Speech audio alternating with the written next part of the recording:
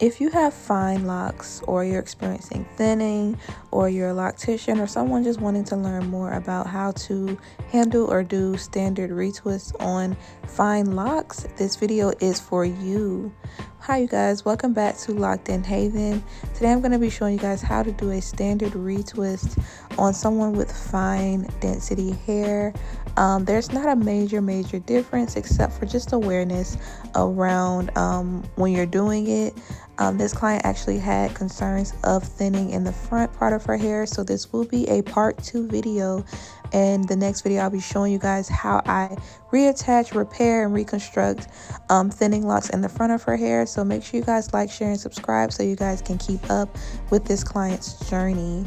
So obviously the first part, which is what I usually do, the client is washed, she is prepped, we've blow dried. I do like to leave the hair just a tad bit damp, especially for my finer haired people, because you don't want to do a lot of pulling or tugging on their scalp, as their scalp is already a bit more fragile. I like to go in and separate, get things situated, and leave the hair just a little bit damp. Once I do that, I promise I'm going to link the lock gel that I'm using, but it's Bellatique Lock B Gel. I love it. It gives clients the lasting results that I need, and it's also unscented for those who have sensitive scalps, such as different fragrances and things like that, and no heavy buildup. So I'm going in comb coiling and I'm locksmithing. The only tension that I'm applying on this client's hair is the clipping.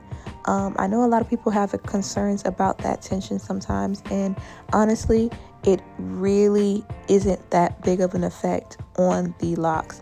I would say styling for fine hair, my fine hair clients, is the biggest culprit, along with the materials that you're utilizing, whether that's silk or cotton, and obviously we're gonna always go with silk scarves, silk bonnets.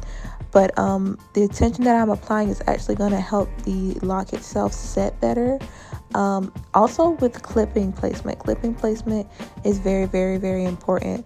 But aside, when it comes down to tension, that is the only amount of tension that will be applied to the client's hair, which is temporary. Once the clips are removed, my client will not have any tension to her scalp.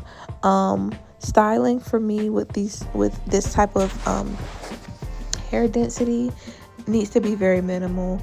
You don't want to continue to keep applying the same amount of tension on fine hair locks, as they will thin eventually, and it'll just be another problem in the future. So honestly, you try to stick to the basics, but only styling when necessary, and that's with any locks in general. Honestly, you don't want to over manipulate, because that's when we start having the thinning and those problems.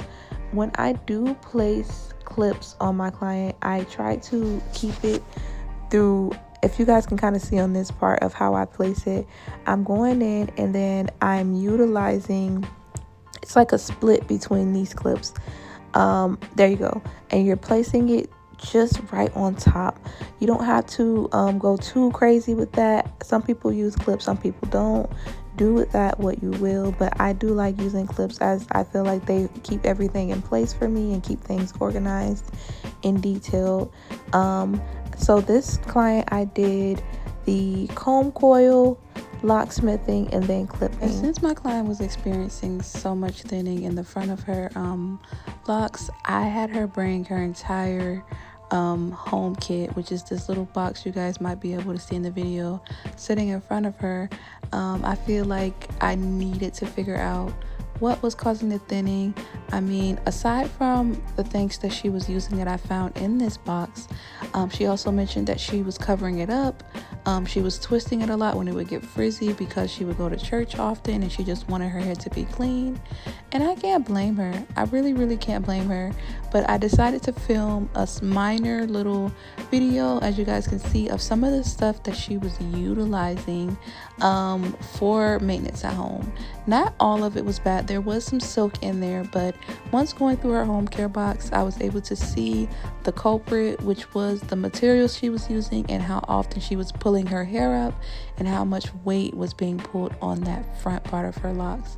So this is the fun part about being a loctician, just the mystery of solving the issue and hopefully not letting it reoccur depending on what the client does when they go home. And as I mentioned earlier, I will be doing a part 2 to this video on how I repair the front of her locks. So make sure you guys subscribe, tune into that next video so that I can show you guys how I am doing that and how this client leaves my chair.